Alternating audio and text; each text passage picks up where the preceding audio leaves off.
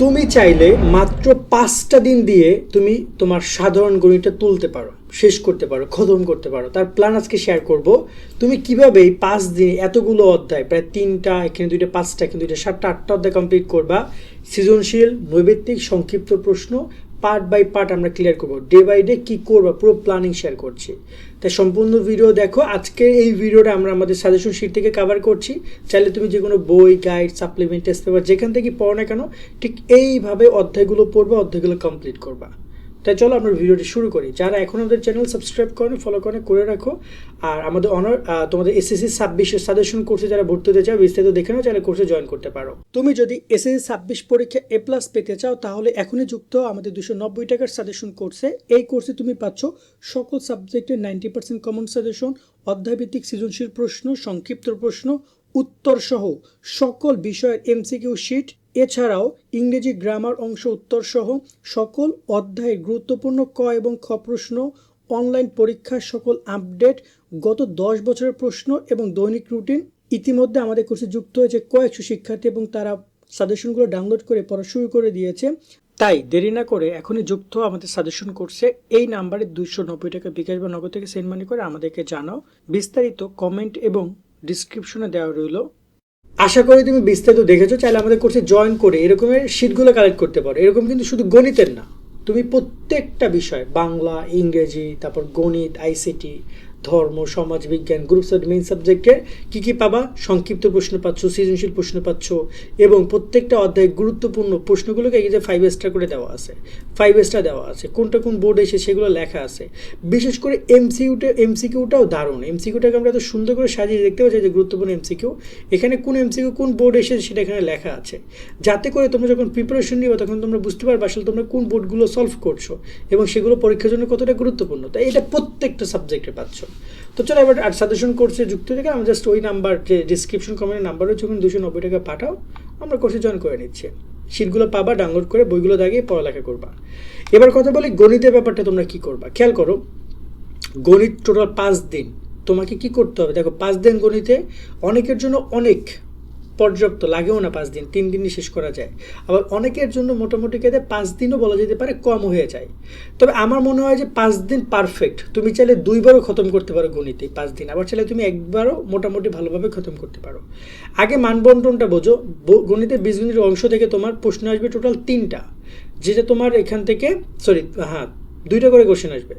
একটা যে বীজগণিত রাশি থেকে তোমাকে একটা কোশ্চেন কনফার্ম করবে, সেট ফাংশন, আর বীজগণিত অনুপাত ও সমানুপাত থেকে তোমাকে যে কোনো 2টাতে যে কোনো একটাতে থেকে একটা কোশ্চেন আসবে। তো আমরা ধরে নিই সেট থেকে ম্যাক্সিমাম কোশ্চেনটা আসার সম্ভাবনা বেশি। ব্যবহারিক জ্যামিতি থেকে একটা আসবে, বৃত্ত থেকে একটা আসবে, ত্রিকোণমিতি থেকে একটা আসবে, পরিমিতি থেকে একটা আসবে, আর আসবে পরিসংখ্যান থেকে 2টা।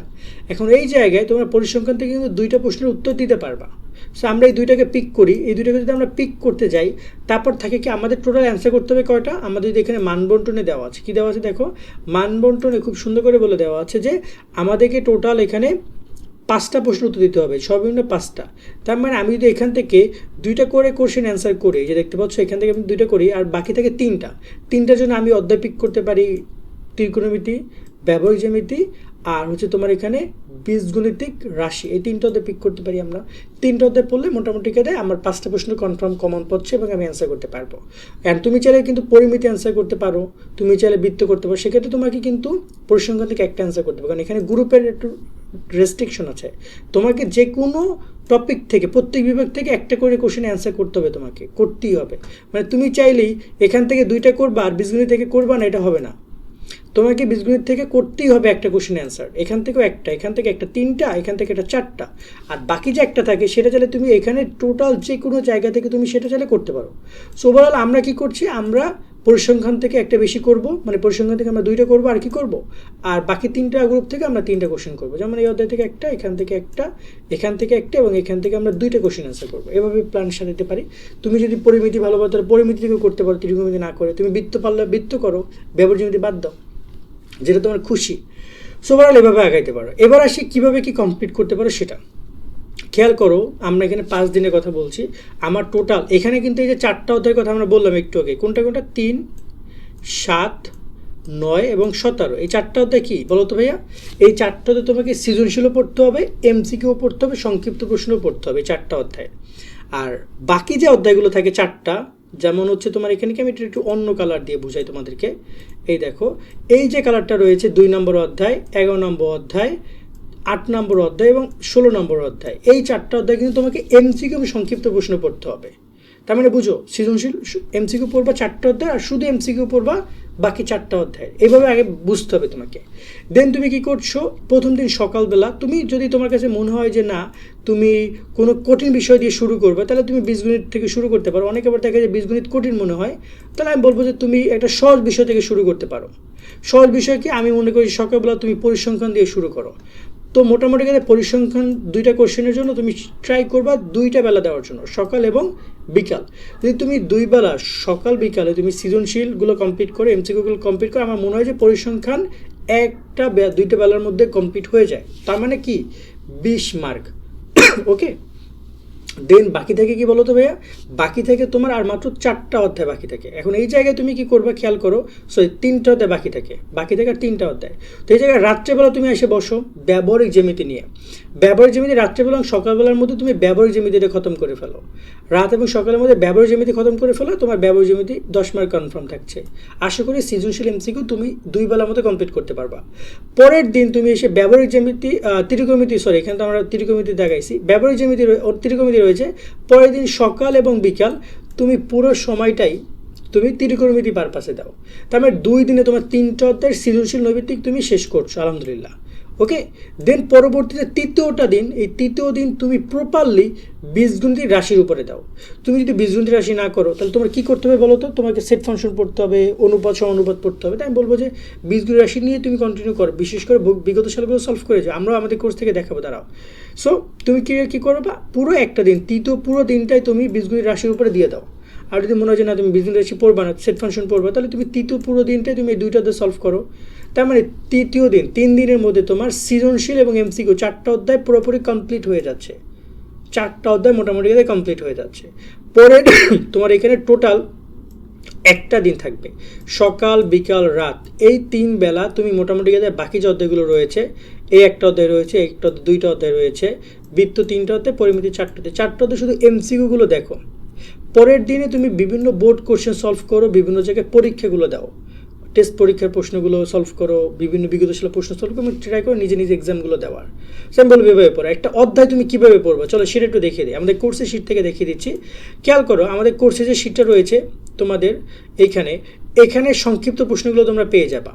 সংক্ষিপ্ত প্রশ্নগুলো কি পেয়ে যাবে তোমরা এখানে পেয়ে যাবা।